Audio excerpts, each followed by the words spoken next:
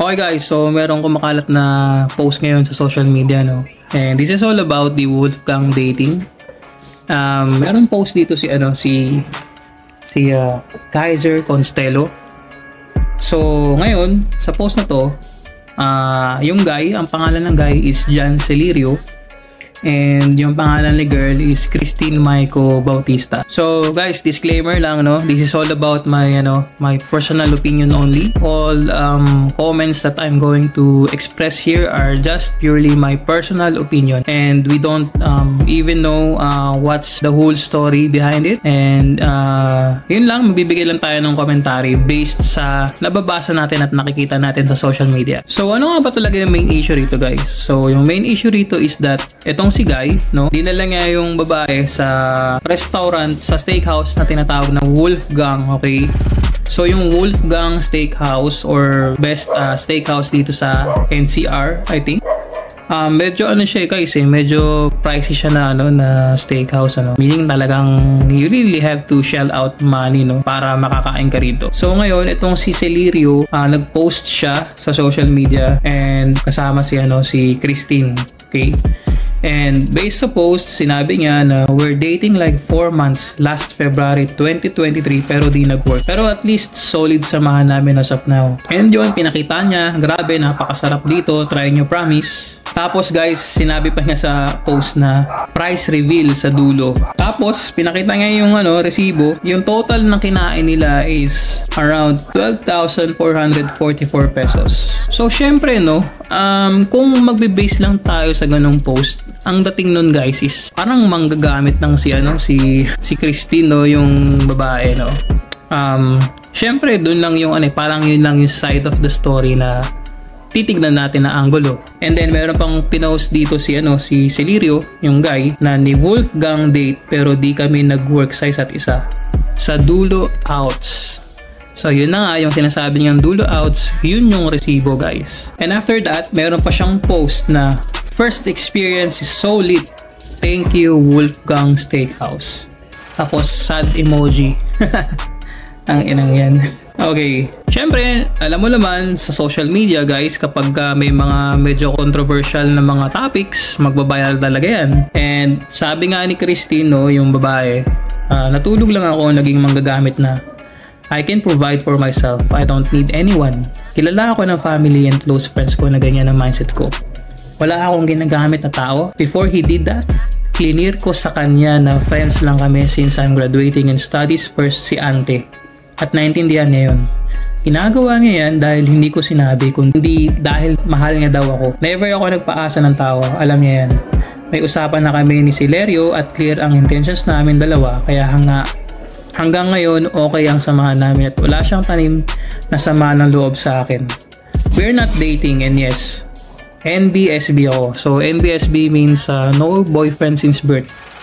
Yung 4 months na sinasabi niya, yun yung months na magkakilala kami. And ito nga, sinabi rin niya na, hello, to clarify things out, this post isn't meant to say anything bad about Celirio. He's my friend. This is just to clarify the Wolfgang thingy. And based sa kanyang post, ng mga screenshots, conversations nila, February 28, he asked me na samahan ko siya magpagupit sa Festival Mall. So si Christine, he's describing that Celirio asked her na samahan siya. And yun nga, first plan daw sa festival lang, but he insisted na sa BGC na lang daw kasi that was my first time going there since high school lang ako. Sabi to ni Christina. And sinabi pa niya, whenever we go out, kasama namin lagi ang ate ko. But since busy siya, dalawa na lang daw kami. Kaya nga siguro date. Ang sabi niya, magpagupit at shooting daw kami. Kasi nga, he's a photographer.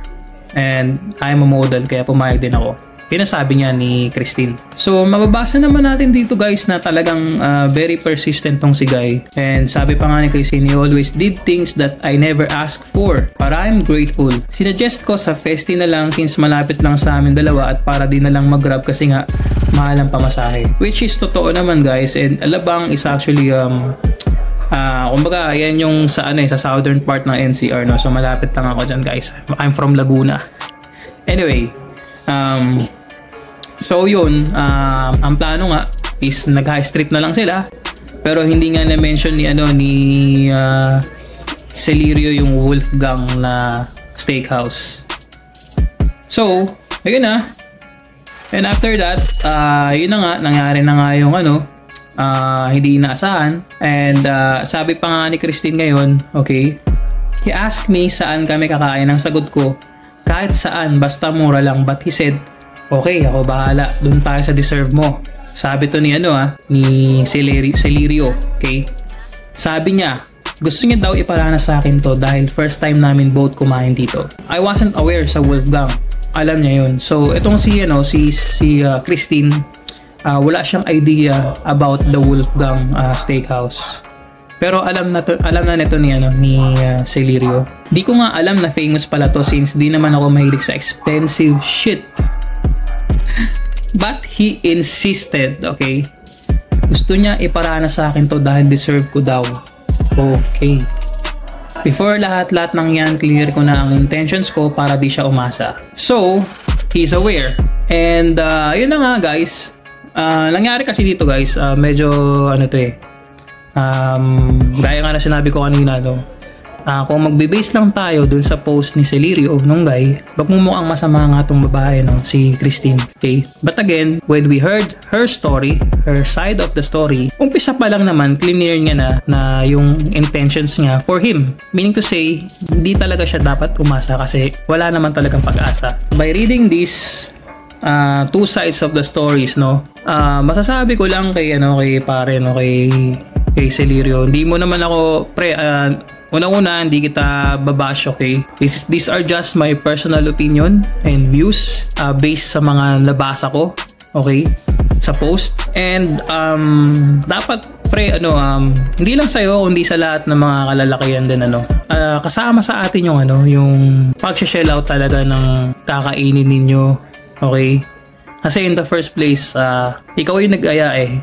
This is not about about men or women na kung sino dapat. Technically, dapat kung sino nag-aaya. Regardless kung babae ka or lalaki ka.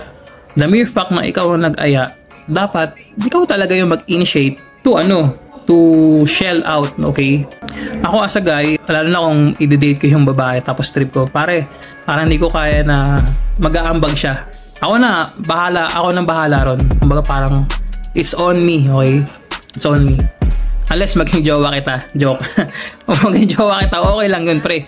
Kumbaga pag mag-jowa kayo, walang problema dun kasi mag-jowa kayo eh. Kumbaga parang in a relationship, kung kayo na, tulungan yun. Pero kung ikaw, umpisa pa lang, parang nanliligaw ka, syempre dapat hindi mo na sinasama yung pagbibilang ng mga ganyan. Kasi part talaga ng proseso yun eh. In this case kasi, umpisa pa lang, clear naman ni ate mo girl, na wala talaga. Walang pag-asa. So dapat dun pa lang malinaw na dapat sa atin yun, di ba? Para saan pa ako kasi pag meron akong trip na babae, tapos parang friends lang yung para saan pa, di ba? I'd rather stop talking to her, stop being friend with her. Sa akin lang to kasi iba-iba naman tayo eh. Kasi para sa akin parang ikaw nga yung trip ko, gusto kita. Tapos friends lang, hanggang friends lang. Hindi mo na lang tayo mag-usap. Diba? Useless yun eh, useless. For me useless yung ganun. So, ayun, medyo sablay tayo dito kapatid, Kasi unang-una, clear naman sa'yo na wala kang pag-asa. At saka, sabihin na natin pre, in short, hindi ka niya type. So, yun ang real talk lang, yun ang reality. Kasi syempre, bawat tao naman may kanya-kanyang preferences, regardless kung babae ka o lalaki ka. Pag hindi ka talaga trip ng tao, hindi ka talaga trip ng tao. Ganun lang yung kasimple. And sablay tayo in a sense dito na yun na nga, clear yung intentions, tapos pinost mo pa kung magkano yung nagastos mo. So yun, medyo talaga, di ba? Di talaga maganda yung dating nun. And bilang lalaki, mga tol, never ever become a simp, okay? Never ever become a simp to a woman, okay? Kasi pare, bigyan nyo naman ng respeto sa sarili nyo. Tayo, bigyan natin ng sarili natin ng halaga, ng value, naranasan ko na rin yan before na parang hindi maganda mga chong, hindi maganda kasi dinidegrade mo yung pagkatao mo yun, hindi ka nagbibigay ng halaga sa sarili mo, ng respeto mo. So if you can do that to yourself, paano ka mamahalin ng ibang tao, diba? Kung hindi mo kayang pahalaga ng sarili mo, hindi ka pahalaga ng ibang tao. So yun lang pare. At sa mga makakapanood nito, ayun, kung umpisa pa lang, clear naman sa inyo yung mensahe, no? Regardless to kung babae or lalaki, kung umpisa pa lang yung nagugustuhan ng tao, clear yung intentions na di ka nila magugustuhan pabalik, dapat clear na sa atin yun, tigil na tayo. Okay? Yun lang yun.